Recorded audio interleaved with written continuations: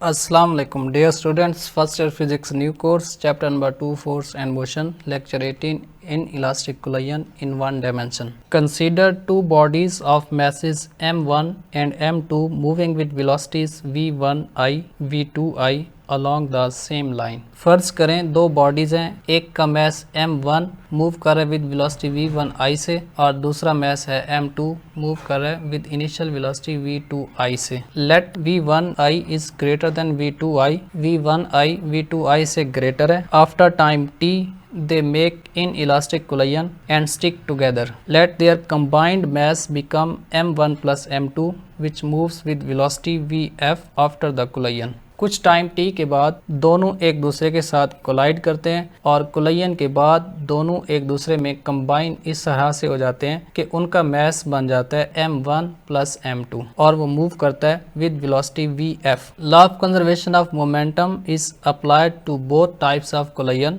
क्योंकि law of conservation of momentum elastic collision पे भी अप्लाई होता है, इन इलास्टिक पे भी अप्लाई होता है. It's mean law of conservation of momentum हम यहाँ पे भी अप्लाई कर सकते हैं. By law of conservation of momentum initial momentum of system equals it's final momentum. Initially क्योंकि सिस्टम में दो मैसेज थे तो पी बनेगा p1i plus p2i equals pf. m1 move कर रहे with velocity v1i, m2 move कर रहे विद वेलोसिटी v2i, लिहाजा p1i बनेगा m1 v1i, p2i बनेगा m2 v2i और pf बनेगा m1 प्लस m2 vf. इस जगह पे m1 प्लस m2 मल्टीप्लाई हो रहा है, अगर दूसरी तरफ शिफ्ट करेंगे तो डिवाइड हो जाएगा और ये इक्वेशन बन जाएगी vf equals m1 v1i plus m2 v2i divided by m1 plus m2. एक केस है, अगर m2 रेस्ट पे है तो उसकी वेलोसिटी को 0 पुट करेंगे. If m2 is at rest its velocity v2i is equal to 0. Formula है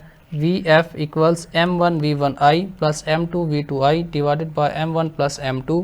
इस फार्मूला में v2i की जगह पे हम 0 पुट करेंगे और ये इक्वेशन बनेगी vf equals m1 v1i plus m2 into 0 divided by m1 plus m2.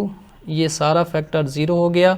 vf equals m1 divided by m1 plus m2 v1i. ये है final velocity of combined mass when m2 initially at rest पे हो. उसके बाद है determination of kinetic energy. Initial kinetic energy है kinetic energy 1 plus kinetic energy 2. Kinetic energy 1 के लिए हाफ m1 v1i स्क्वायर और 2 के लिए half m2 v2i square put किया. उसके बाद फाइनल काइनेटिक एनर्जी बनेगी हाफ कंबाइंड मैस है m1 प्लस m2 और उसके बाद vf स्क्वायर. क्योंकि इन इलास्टिक कोलिजन है, इन इलास्टिक कोलिजन में काइनेटिक एनर्जी कंजर्व नहीं होती तो एनर्जी में चेंज आता है. उस चेंज को हम कैलकुलेट कर सकते हैं बाय द फार्मूला डेल्टा के E equals final kinetic energy minus initial kinetic energy.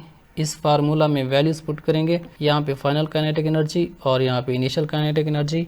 ये बनेगा डेल्टा के E equals half m1 plus m2 vf square minus initial kinetic energy की वैल्यूज़ को ब्रैकेट में लिखा. अगर m2i रेस्ट पे हो तो इसकी वेलोसिटी 0 बनेगी, उस 0 की वजह से ये सारा फैक्टर 0 हो जाएगा और ये इक्वेशन बनेगी डेल्टा के E equals half m1 plus m2 vf square equals half m1 v1i square plus 0. अब इस नेगेटिव साइन को यहाँ पे मल्टीप्लाई करेंगे. vf के लिए हमने पढ़ा था vf equals m1 divided by m1 plus m2 v1i. ये वैल्यू यहाँ से उठा के हम इस इक्वेशन में पुट करेंगे और ये बनेगा delta kinetic energy equals half m1 plus m2.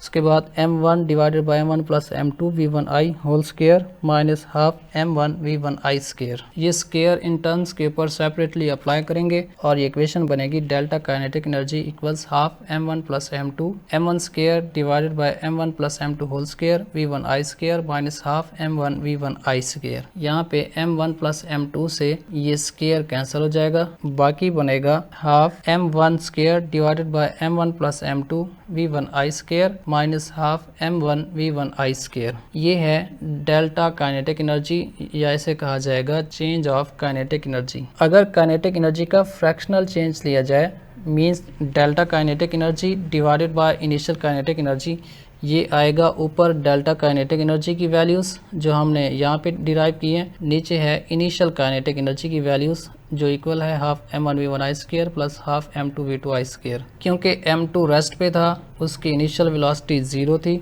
उस ज़ीरो की वजह से ये फैक्टर सारा ज़ीरो हो जाएगा और ये इक्वेशन बनेगी delta kinetic energy divided by initial kinetic energy equals ऊपर डेल्टा काइनेटिक एनर्जी की सारी वैल्यूज़ और नीचे इनिशियल काइनेटिक एनर्जी में half m1v1i² plus 0।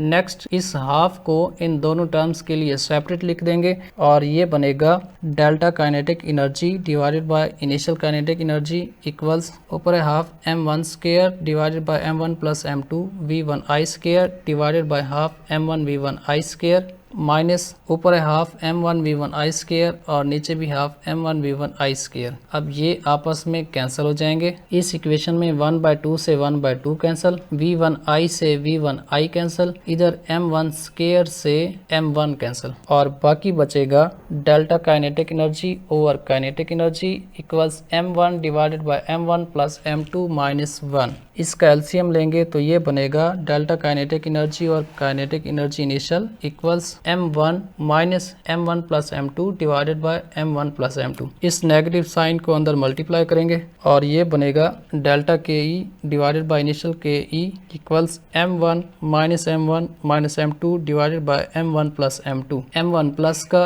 m1 minus का कैंसिल हो जाएंगे, बाकी बचेगा delta kinetic energy divided by initial kinetic energy equals minus m2 divided by m1 plus m2.